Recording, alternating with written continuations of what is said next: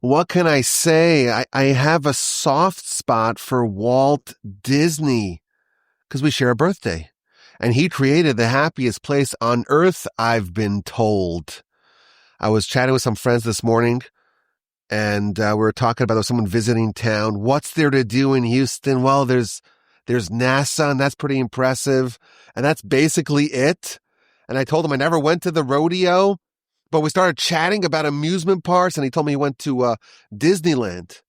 And he was there, and they have this recording from Walt Disney, December 5.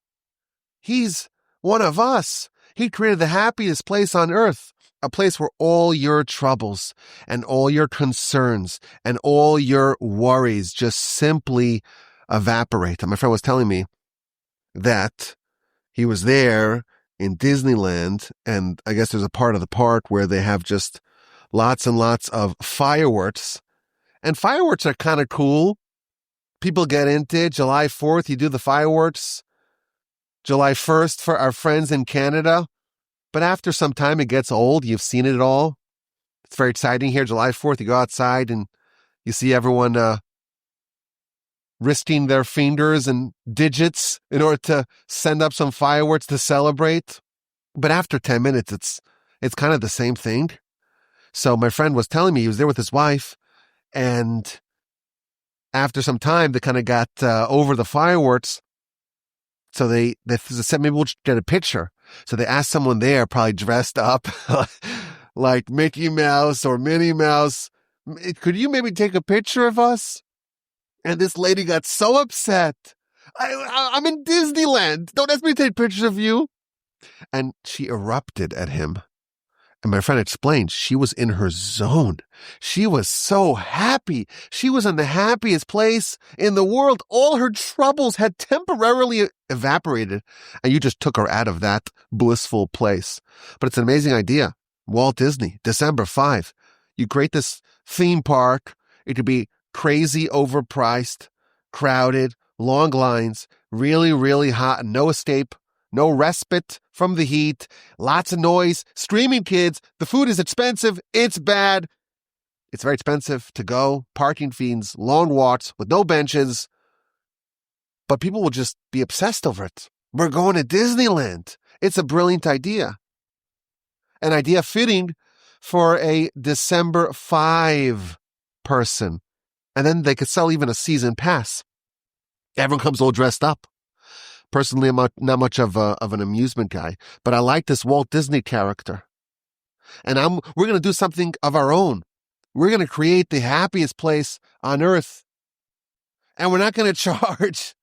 We're going to call it the Parsha Podcast. And it's really a magical place. And there's no shoving. And the audio is great, notwithstanding my current bit of congestion. It's not pricey. There's no fees. You sit down on a bench, you relax, you study the Almighty's Torah together with your friends here in the Torch Center in Houston, Texas. And this year we have a season pass, not just for the Parsha Podcast, but we have like the ability to cut the lines, to go in the fast track, to not have to wait so long. We go backstage. That's right. It's year 10 of the Parsha Podcast. We're going Parsha backstage. We're going to learn the story behind the story, the secret behind the secret, to learn about the inner workings of what's really happening. And aren't we lucky? It's Parshas Lech Lecha. And we meet Abraham in our Parsha.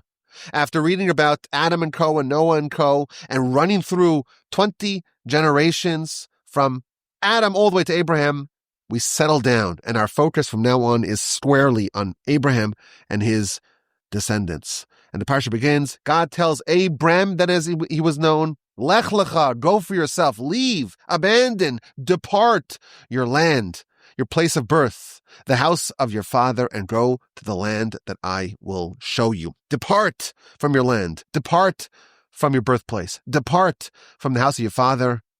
Both Rashi and Ramban observe, God tells him to leave from the place that he's in, but God does not reveal to him where to go. The destination is not revealed to him at the time. Abraham was led into a place of uncertainty But God promised him, I will make you into a great nation. I will bless you. I will make your name great. You will be blessing. I will bless those who bless you. I will curse those who curse you. And through you, all the families of the land will be blessed. God told Abraham, leave, depart, go to the land that I will show you, and you'll have 7 blessings. Number 1, I will make you into a great nation. Number 2, I will bless you. Number 3, I'll make your name great. Number 4, you will be a blessing. Number 5, I will bless those who bless you. I will curse those who curse you. And through you, all the families of the land will be blessed. Abram was told there are some perks with listening to God, with departing your land, the place of birth, your homeland, the place of your father. You will have all these wonderful blessings. Rashi, of course, unpacks all these blessings. When you travel, typically you have fewer children. Typically you have less money. Typically you have less acclaim and renown. And therefore God gave him a blessing. You'll become a great nation. You will proliferate and be quite numerous. I will bless you. You'll have money. I will make your name great. And all the blessings will be yours. And those who bless you will be blessed. Those who curse you will be cursed. And you will be the paradigmatic example of a blessing. Everyone loves Abraham. Everyone, when they want to bless their children, they tell them, you be like Abraham. The first 3 verses of our parsha tell of the command to leave and the blessings thereof. And in verse 4, Abraham went. Vayelech Avram. Abraham went ka'asher diber elav Hashem, as God told him. The commentaries all observe. Seems like there's some extra words. We just read the beginning of chapter 12, Parshas Lecha. God tells Abraham to go, and Abraham went. Of course, Abraham went because God told him to go. It seems like it's extra to tell us in verse 4, Vayelech Avram, Abraham went as God told him. And the commentaries, they explain something very profound. Abraham had lots of reasons to go. God told him all sorts of blessings will be your lot if you heed, if you hearken to my instruction. You'll have an impact. You'll have wealth. You'll have children. You'll become a steward of blessing. Those who bless you will be blessed. Those who curse you will be cursed. And you will be the canonical example of a blessing. Abraham had lots of reasons to listen. 7 magnificent blessings were to be his lot if he were to listen. But the Torah testifies that Abraham went because God told him to go. Even if God didn't promise him anything, Abraham, as he was then known, would have done it. So this is maybe the first lesson of our parsha.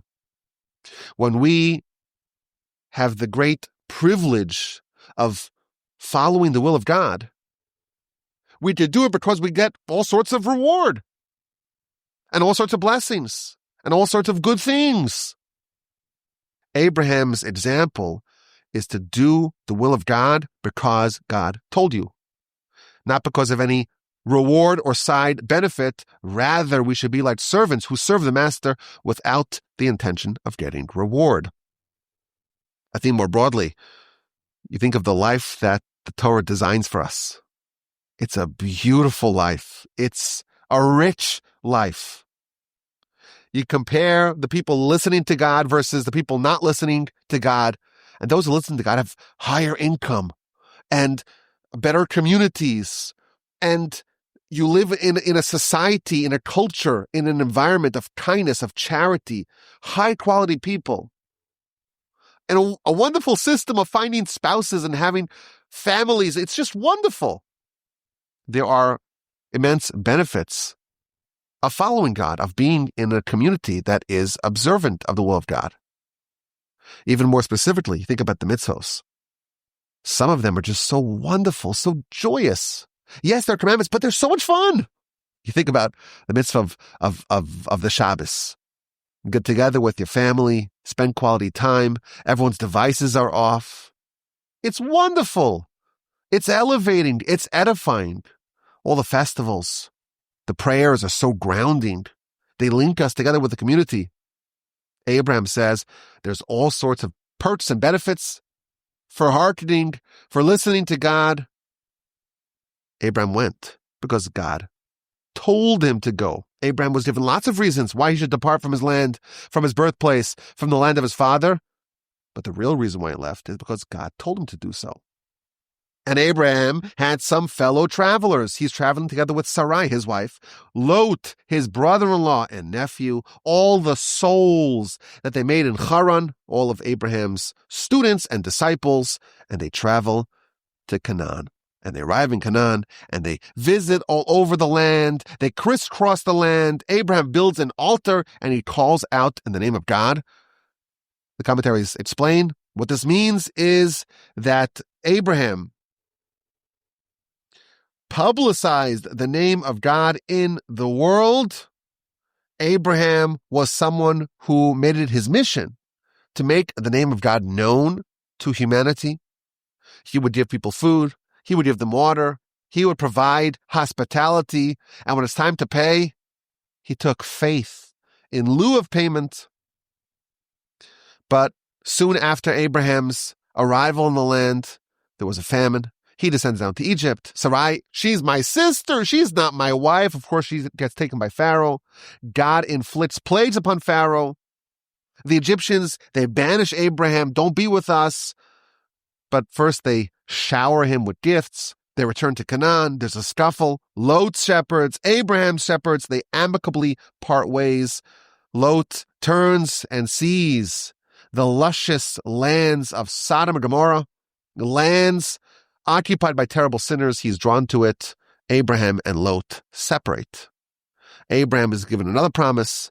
You'll be father of a great nation. Your descendants will be like the dust of the earth. You will inherit the land of Canaan. In fact, 4 times in our parsha, Abraham is promised that his descendants will inherit this land, the promised land, the land flowing with milk and honey, the land of Israel. Chapter 14, we read about a world war, 4 mighty empires versus 5 mighty empires. Our sages tells us this is the first war in history. Yes, of course, there was plenty of crime, bloodshed, even murder. Prior, this is the first organized war. And the 4 powers overpower the 5 powers, overrun their territories. They capture, they plunder the cities of Sodom and Gomorrah. And Lot, Abraham's fellow traveler, Abraham's nephew, Abraham's brother-in-law, is taken captive. Abraham is told about this. He joins the war. He commissions warriors. He pursues the victors. He smites them. He regains all the people, all the possessions. He rescues Lot. He meets Melchizedek, Melech Shalem, Melchizedek, king of Salem. He gives him tithes because, as you recall, we said last week, Melchizedek is actually Shem, son of Noah, and he was the priest who brought the sacrifice, and therefore he is the fitting recipient of Abraham's tithes. You read this story, it's very interesting. It shows us, of course, Abraham's fearlessness and his determination and his willingness to do things that are even dangerous in order to save his brother-in-law. But it's not clear what the relevance of this whole narrative is to us, besides for revealing to us more about Abraham's resplendent character. There's an interesting comment in the Ramban. The Ramban tells us that these enemies, these kings that Abraham's fighting against, they represent the 4 exiles. There's 4 kings, and Abraham's descendants will experience 4 exiles. And they're all attacking Abraham. Abraham represents Abraham's descendants, the nation, our people. And there are 4 kings, there are 4 empires that are going to attempt to destroy, to snuff out the light, the flicker of Abraham. And ultimately, Abraham triumphs. This is symbolic of Jewish history. Ultimately, Messiah will come. The scepter of Abraham, the sword of Abraham, the power of Abraham will come and will defeat them all. We read about the covenant between the parts, chapter 15. Abraham is told that his descendants will experience 400 years in exile in foreign lands. We read about the Exodus. We read about the saga of Hagar and Ishmael. Sarah is barren. And when you are barren, God forbid, that is because of God. And how does Sarah, this absolute paragon of faith, how does she try to navigate this challenge? she devises a scheme by which she can merit to have children of her own. She takes her maidservant. This is Hagar, the Egyptian maidservant. Sarah is the mistress. Hagar, she's a servant. And what does Sarah do? What does Sarai do? She takes her servant and elevates her to be like a wife, a concubine of Abraham. That's a very difficult experience for Sarah, for Sarai. And she did that in order to maybe earn the merit that she too can have a child of her own. Hagar is given to Abraham, and immediately she becomes pregnant. Chapter 16, verse 4. Vayavo el Hagar. Abraham cohabits with Hagar, and she becomes pregnant. And Hagar says, well, I became pregnant right away. She begins to look down upon Sarah. Rashi explains that this is also spiritual. Sarai, Hagar argued, she is pretending to be so righteous. She's not really righteous, because she was not. She did not merit to have children. Right away, I become pregnant. I must be more spiritually worthy than her. And she begins to belittle and mock and denigrate Sarah. Now, of course, there's a reason why Hagar was immediately fertile compared to Sarah. Hagar is to be the mother of Ishmael. Sarah is to be the mother of Isaac. To have a child like Ishmael, you don't have to work so hard. To have a child like Isaac, a forefather that's going to change the whole world, that's much harder. To have a child like that, you have to have 70 years of infertility, endless rivers of tears. Only that can earn the merit of a child like Isaac. Sarah oppresses Hagar. My grandfather, blessed memory, used to say that this is a form of pedagogy. Hagar was a student of Sarah, and she was misbehaving. She needed to be redirected. Hagar flees. She meets the angel at the well. They have a conversation. The angel instructs her to return to her mistress, to bear her oppression. You will have a son. Name him Ishmael. He will become the father of a very populous nation. She returns. She indeed bears a son, whom Abraham names Ishmael. And finally, chapter 17 of our parsha, Abraham is renamed Abraham. Sarai is renamed Sarah. Abraham is again promised the land and given the covenant of circumcision. Abraham is promised that he will bear a son from Sarah. When Abraham hears that, he falls upon his face. He laughs. I'm 100 years old. She's 90. Could this really be true? What an amazing, joyous, ecstatic piece of news. And Abraham says to God, well, just give me Ishmael, let him live before you. And God says, no. Sarah, your wife, she will have a son, and you should name him Yitzchak. Name him Isaac. Why is Isaac thus named? Why is he called Yitzchak? So Rashi offers two interpretations. The word Yitzchak means will laugh, and there's a lot of laughter surrounding Isaac. Abraham laughs. Sarah laughs. The whole world laughs. We read about next week's parsha. Kol HaShomer Yitzchak Hatli. There was just such joy. We're told that also in the future, in the messianic future, the Messiah, which Isaac will have the principal role from amongst the forefathers of effectuating, Az Yimale Schok Pinu, then our mouths will be filled with laughter. Yitzchak means we'll laugh. There's a lot of laughter. That's why he's called Yitzchak. First interpretation of Rashi. Alternatively, the word Yitzchak is comprised of 4 letters, the Yud, the Tzadik, the Ches, and the Kuf. 10, 90, 8, and 100. That's the gematrias of those 4 letters. And that represents Isaac, the Yud, the 10. That's for the 10 tests of Abraham. The Tzaddik, the 90. That's for the age of Sarah at Isaac's birth. The Ches, the 8. That's for the 8 days of the circumcision. And the Kuf, the 100, that's for the age of Abraham at Isaac's birth. That, of course, will not happen in this week's parsha. It will happen next week's parsha. The parsha ends with Abraham, with Ishmael, and with all the males in Abraham's household being circumcised. It's an amazing parsha, Parshas Lech Lecha.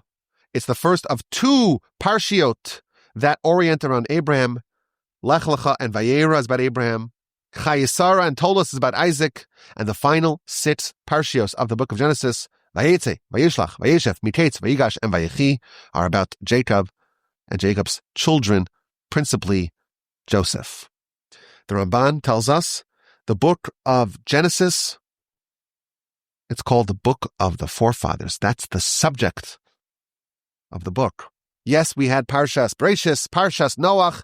Those episodes are really just minor pit stops along the way to get to Abraham, to Isaac, and to Jacob. That's really the storyline of the book. That's the storyline of our parsha. For the rest of Genesis, the focus will be on this wonderful founding family of our people, the patriarchs, the matriarchs, the forefathers, the foremothers. That's the parsha. Let's go backstage. Let's understand this subject a bit deeper. The avos, the forefathers, the patriarchs, the imahos, the foremothers, the matriarchs. That's the book of Genesis. And we're going to read a lot of stories of these wonderful titans, these giants in the book of Genesis. And it's part of Torah. It's instructive to us. Our sages tell us that even though Abraham had a very long life, he lived to 175, and you imagine that there are a myriad of different episodes in his life that could be highlighted. The Torah's curation of Abraham's life centers around 10 tests that he was tested with. Chapter 5 of the book of Pirkei Avos, the Mishnah tells us, Asara nisyonos nisnasa Avraham Avinu. With 10 tests, Abraham, our forefather, was tested. Ve'amad bekulam, and he triumphed in them all. Abraham was subjected to 10 tests, to 10 trials. What are these 10 trials? The Mishnah doesn't spell them out. And the commentaries don't agree on the exact list. The Rambam, in his commentary to that Mishnah, he goes through his list of 10. There's a quite baffling comment with Rabbeinu Yonah, because he has a different list, and everyone agrees that the list must be of progressively more difficult tests. So it's getting harder and harder, just like if you finish one level, the next level will be more difficult. You don't go back to an easier level. You don't go back to the minors, back to the little leagues. It's always more and more and more difficult. And that's why most of the commentaries agree that the most difficult test, the 10th of 10 tests, is the binding of Isaac at the end of next week's parsha.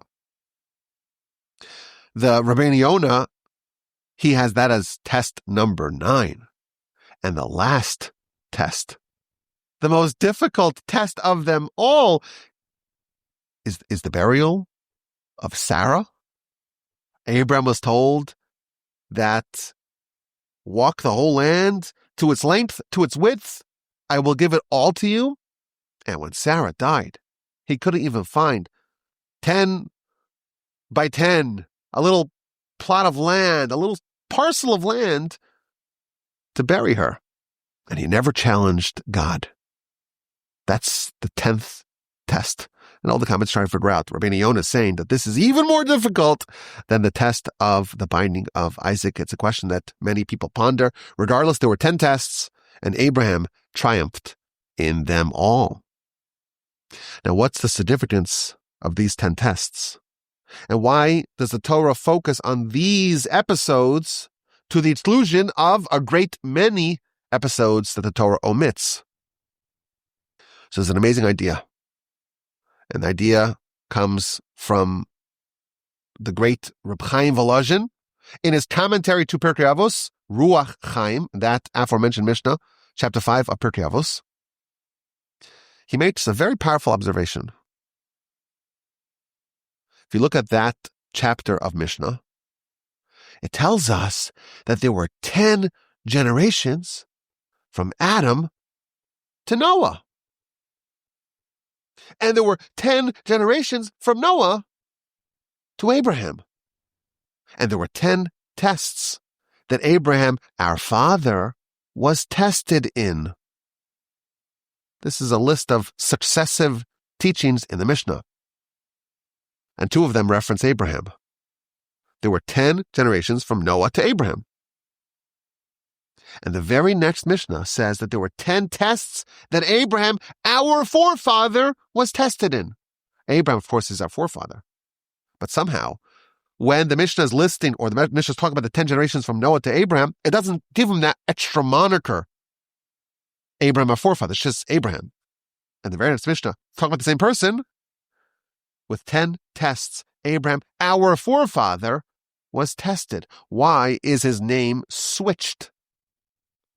Why is he not called Abraham in both instances, or Abraham, our forefather, in both instances? Abraham is the biological father of our people. But when the Mishnah says, Avraham Avinu, our forefather, it's talking about the spiritual father of our people. Of course, the definition of a father is someone who begets a child.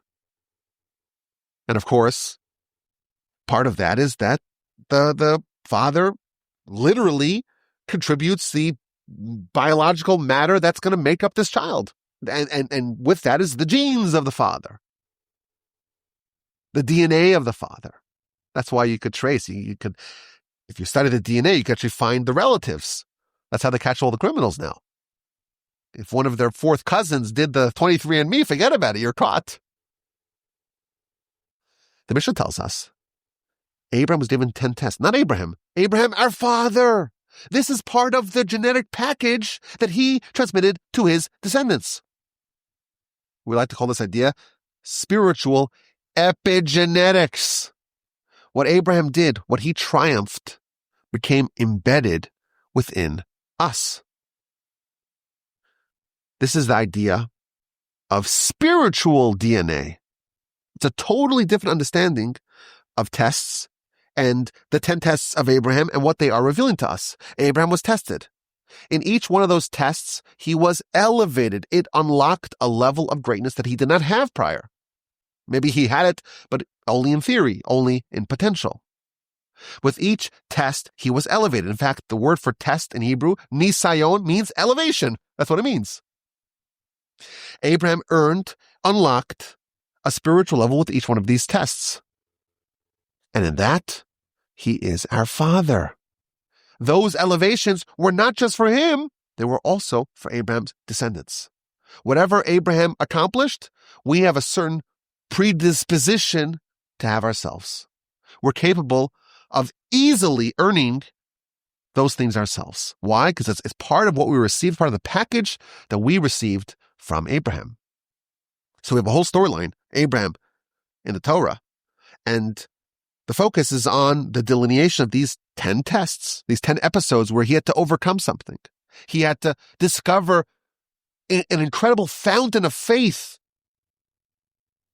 to succeed in. And we could read that simply as a story. It's a story of a legendary person. It's a story of our biological father. Says the Mishnah, no. On this deep level, this story is the revelation, is the explication of the qualities of Abraham that he earned and he bestowed and bequeathed to his people, namely to us.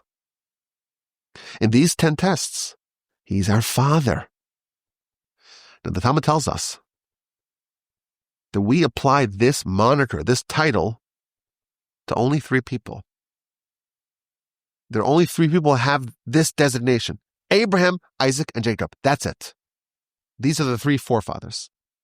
And there are 4 matriarchs, 4 foremothers. And they are Sarah, Rivka, Rachel, Leah. Sarah, Rebecca, Rachel, and Leah. And even though it's true that there are two more women that are mothers of our people, you recall, Abraham married Sarah, Isaac married Rebekah, and Jacob had 4 wives. 2 of them, of course, are Rachel and Leah, and 2 of them are Bilhah and Zilpah, and they're not part of this group.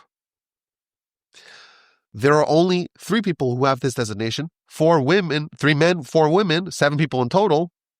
It's not referring to the biological forebearers.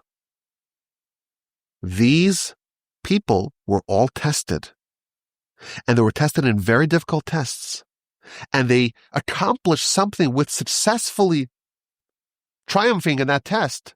They earned a quality to such a degree, it became part of what they'd give over to their children. Our parsha begins, Lech Lecha, abandon everything and travel to a land that I will show you. Abram's told to forfeit everything and to go, pack up everything. Where are we going? We don't know. We're just going. And the Ramban explains that Abram had to go from place to place. He went to one place and he's just waiting for some sort of indication, some sort of sign. Is this the right place? He went from land to land, from people to people, from kingdom to kingdom, from nation to nation, until finally he arrived in the land of Canaan. And God says, okay, this is the place. Abram gave up a lot and plunged into uncertainty, test number 1. In Abram's hometown, he was a hero. He was a legend. He was a great leader. He had legions of followers. He had status. He had prominence. And he was accomplishing his life mission to perpetuate and publicize and proliferate and disseminate the name of God in the world. The many souls that he made souls. How did he make souls? He was an incredible person who spread monotheism to all of the lands that he lived in. God told him, sacrifice that too. Sacrifice everything, not just materially, spiritually as well. Give it all up. And head where? Well, we'll find out later. TBD or TBR, to be revealed. That's a test to ascend to the land of Israel with tremendous self-sacrifice. And you know what?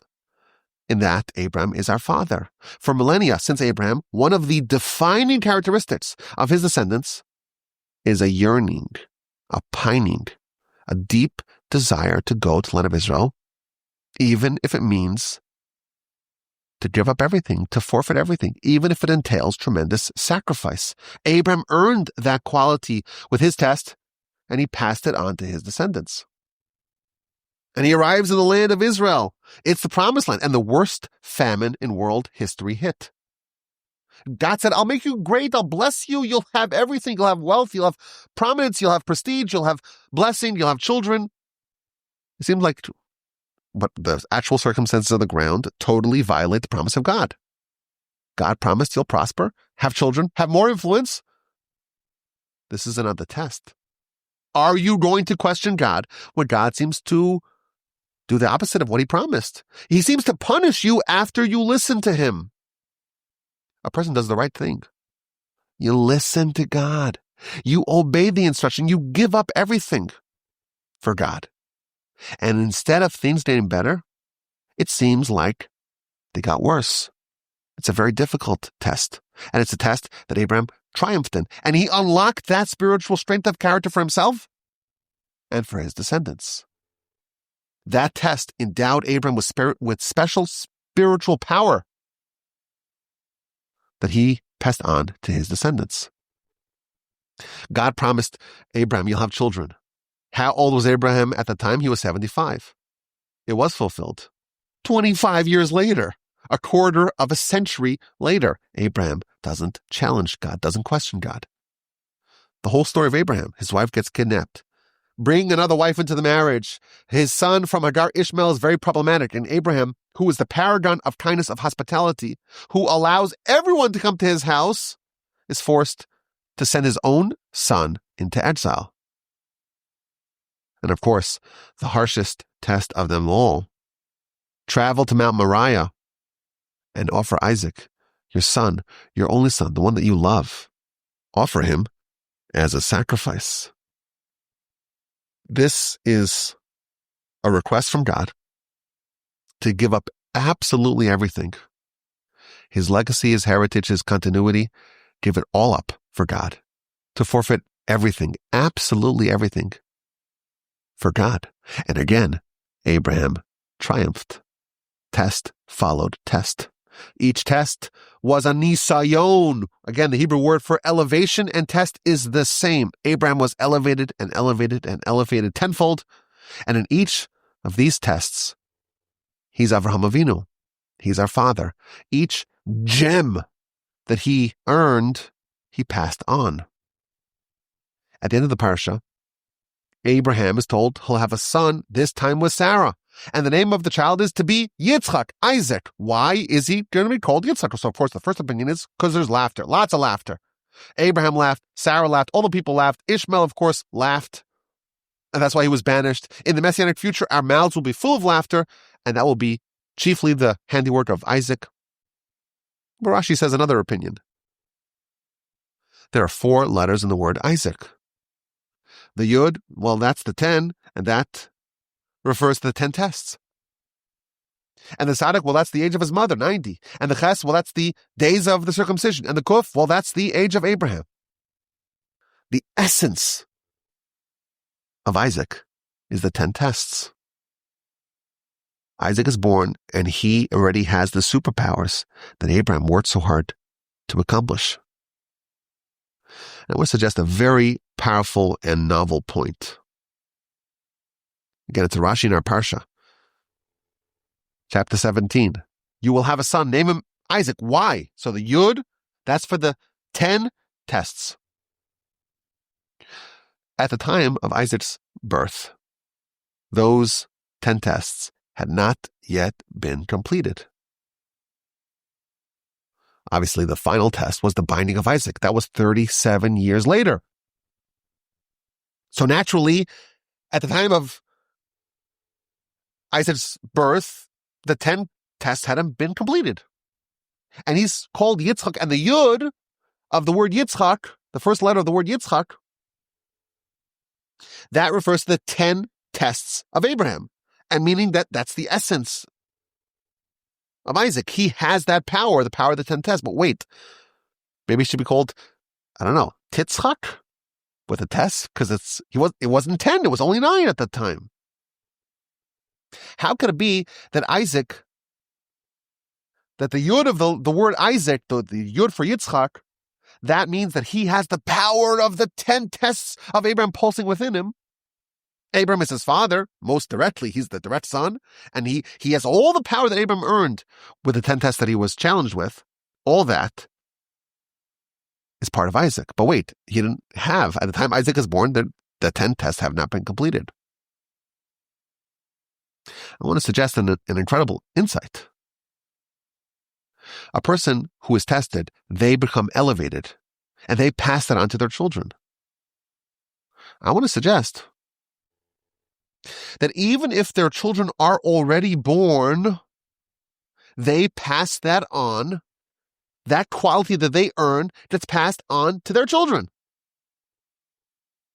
Some people may think, listen, if this idea of spiritual epigenetic is true, so a person works on themselves, they refine themselves, they elevate themselves, they overcome tests, and so on. They develop themselves. That is all part of who they are, and not just who they are, who their children become.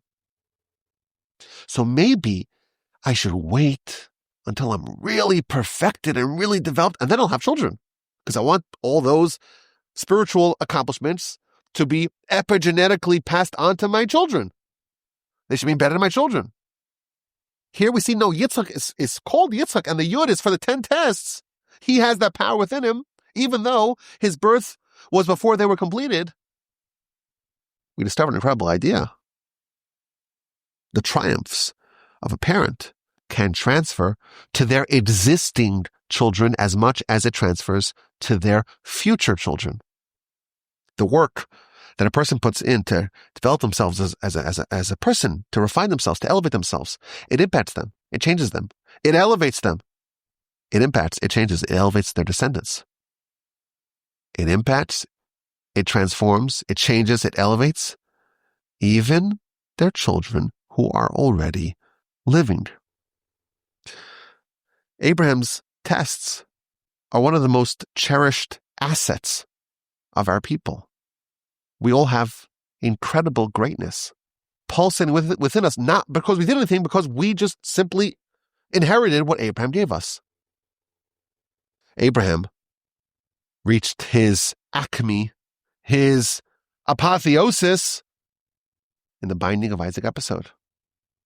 That endowed all of Abraham's descendants with a certain propensity or capacity to have the superhuman ability to be able to give up everything, absolutely everything, for God, even the things that we cherish more than anything else.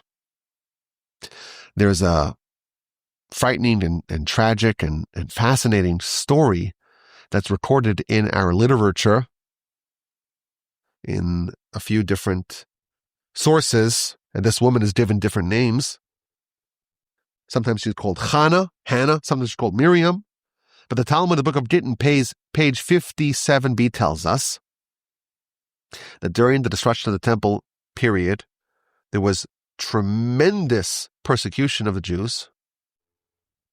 And there was a woman who was blessed with 7 sons, and they brought her in front of the Caesar, her and her 7 sons.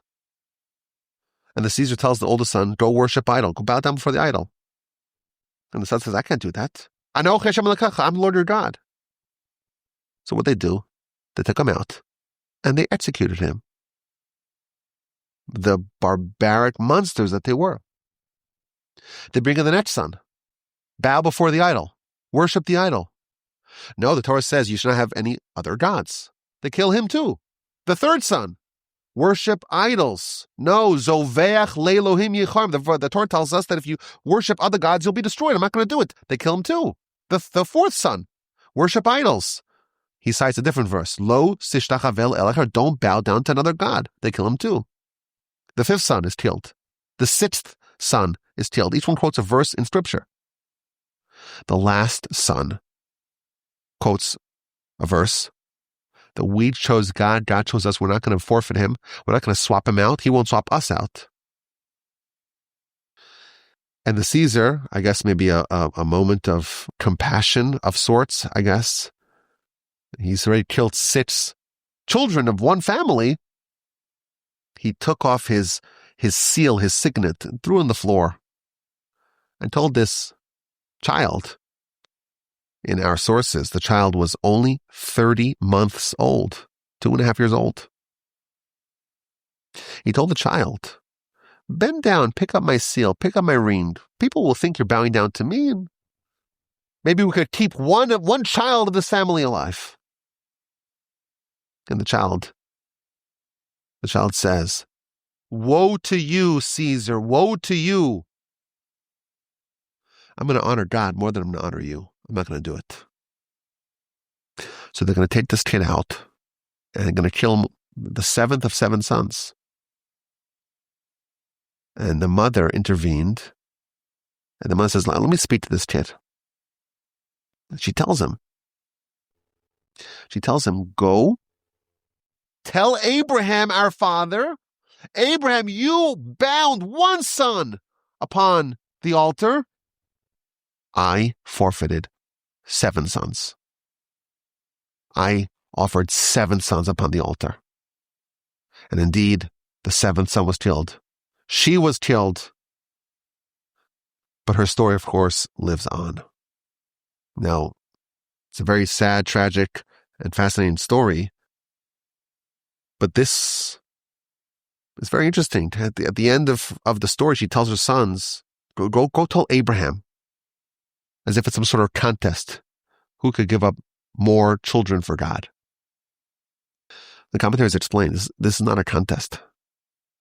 What she is saying, where did I have this supernatural strength of character, strength of faith to give up everything? 7 of 7 sons. Give them all up for God? Where does such indomitable, resolute, unflinching faith come from? Where does this belief in God, this faith in God that supersedes the most basic instinct that we have, the basic instinct to provide protection for our own children, where does that come from? It comes from Abraham. Go tell Abraham, you're our father. You're our father. And what you did, what you accomplished is still alive. And that gave me the strength. That gave me the resolve to give up 7 sons. This is the story of our Parsha. This is the story of Genesis. This is what it means to be a father. It's not simply biological.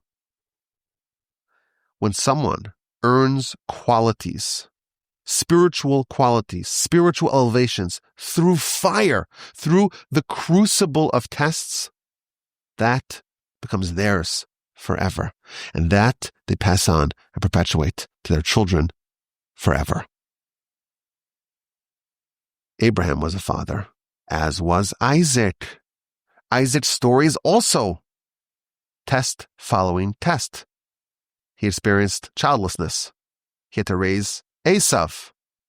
Esav's wives offered incense to idols in his own house. He was blinded.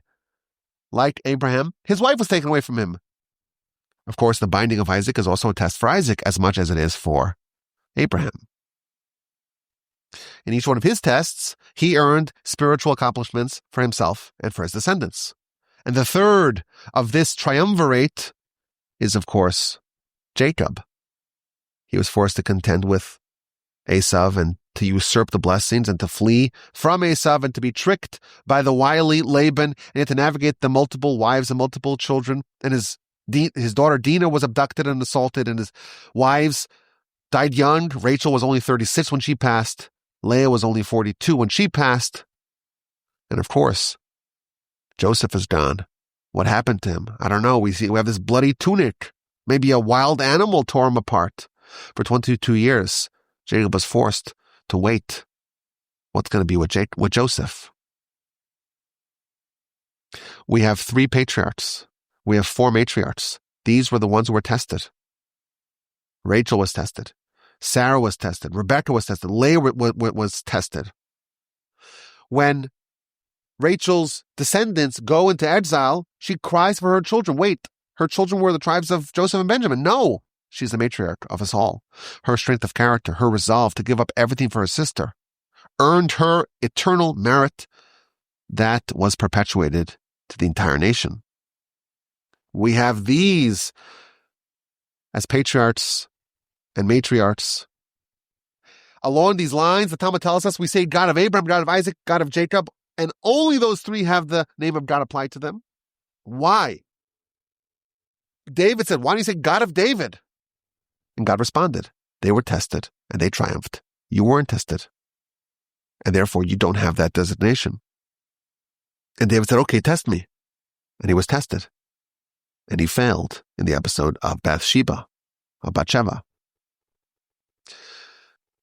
The 3 forefathers each gave us a daily prayer. The Talmud tells us, the book of Brachos, page 26b, Abraham prayed in the morning, and he established Shachris, the morning prayer. Isaac prayed in the afternoon, and he established the afternoon prayer.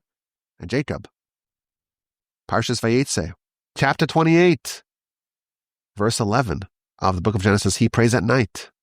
He established the evening prayer. But don't we have some more prayers? Don't we have the additional Musaf prayers on Shabbos and festivals? It's not every day, but it's still fairly regular.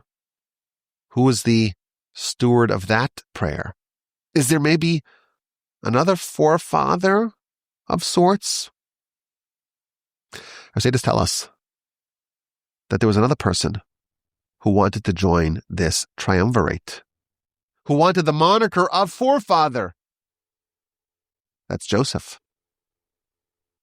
Joseph wanted to be a forefather. And God told him, you're not a candidate for forefatherhood because you weren't tested. Now, when did Joseph make that request? So listen to this. Joseph, son of Jacob, he's going to be sent to Egypt in a long series of events. Maybe we remember from last year. And he's going to be tested. Chapter 39, verse 7. And it was after these things. And Mrs. Potiphar, the wife of his master, she set her eyes upon Joseph. Vatomer shechva imi, and she said, lay with me. After which things? So Rashi tells us that Joseph was beautiful and was in charge of Potiphar's household. And he was eating and drinking and fiddling with his hair. And God said, your father is mourning and you're fiddling with your hair? I am going to incite the bear to come after you. And it was after these things, and Mrs. Potiphar attacks Joseph. Joseph is fiddling with his hair. Now, what does that mean? So, simply we could say, well, Joseph maybe was a bit vain. He liked to be well coiffed, and now it's inappropriate. How could it be that Jacob is mourning and you're going to focus on your hairdo? That is justification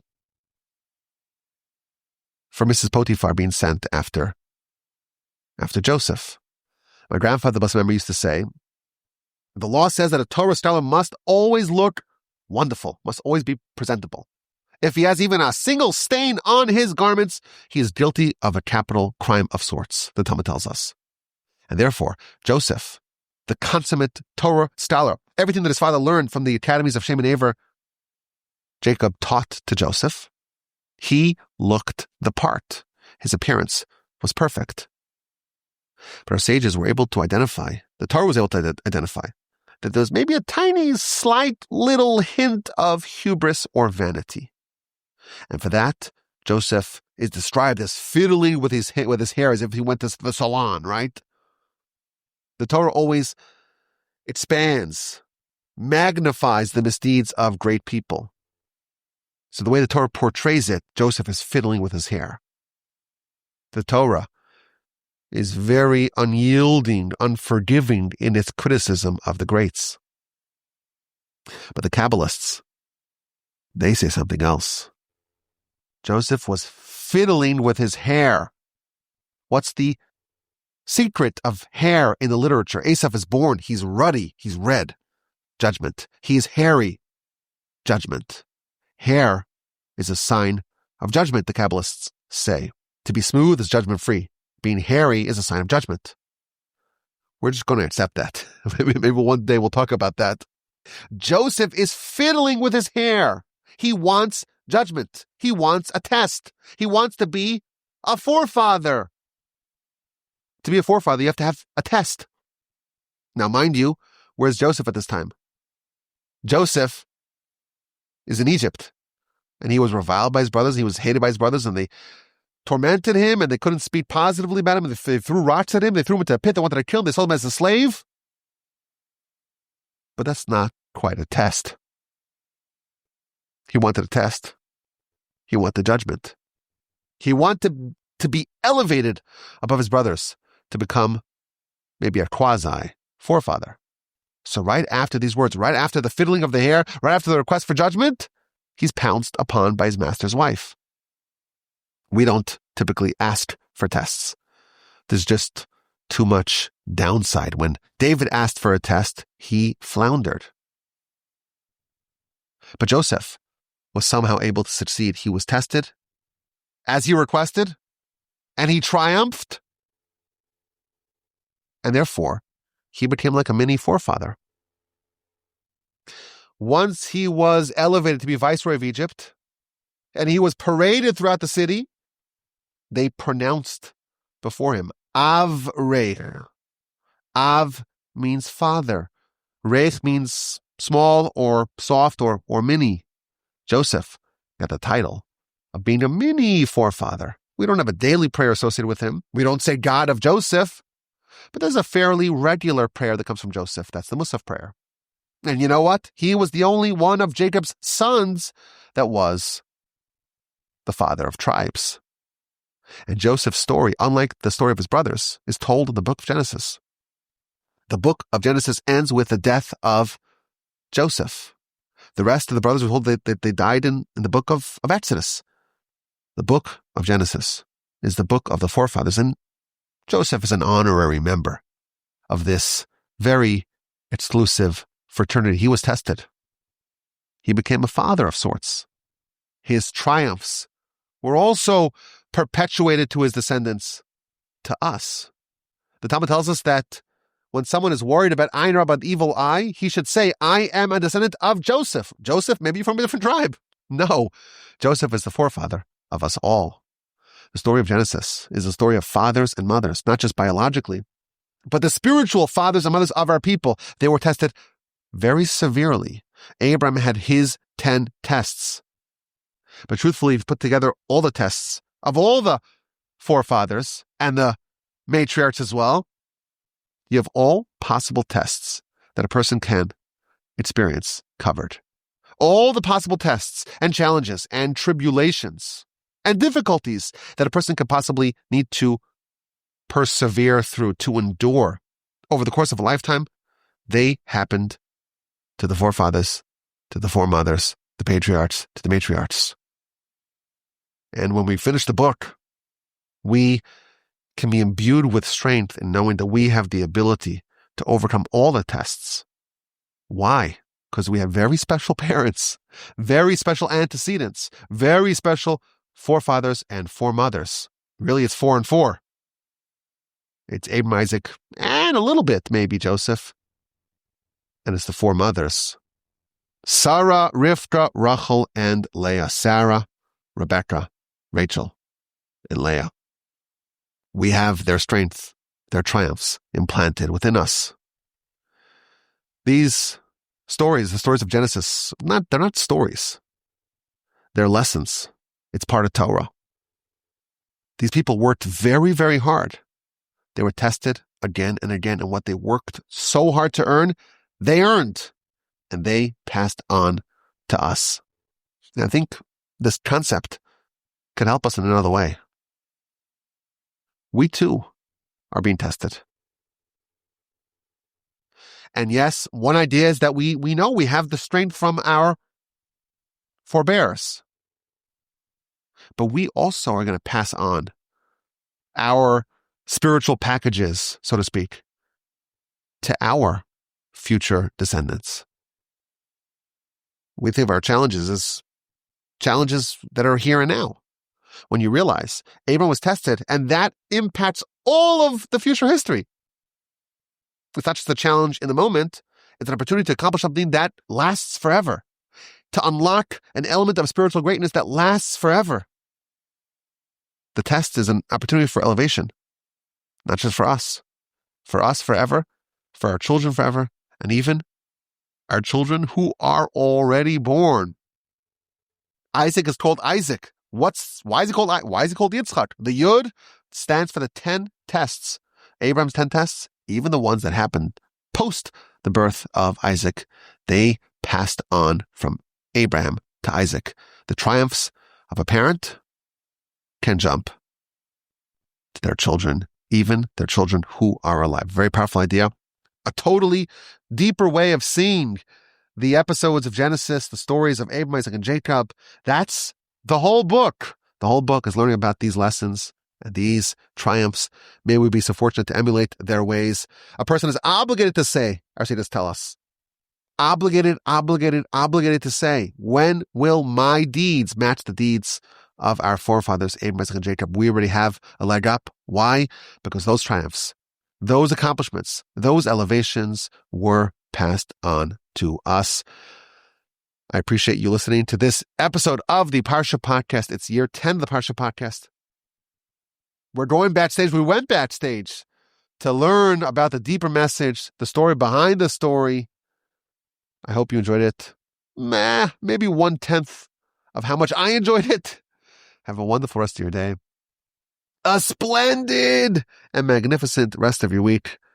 And an uplifting and meaningful and powerful and peaceful and delightful Shabbos upcoming. And please God, with the help of the Almighty, we will talk again in good health and in great spirits for another exciting experience with our season pass backstage to the Parsha next week, please God, from the Torch Center Eastern Texas. My email address is rabbiwolbe@gmail.com. Send me an email if you haven't done so. What must I do to elicit an email from you? rabbiwolbe@gmail.com.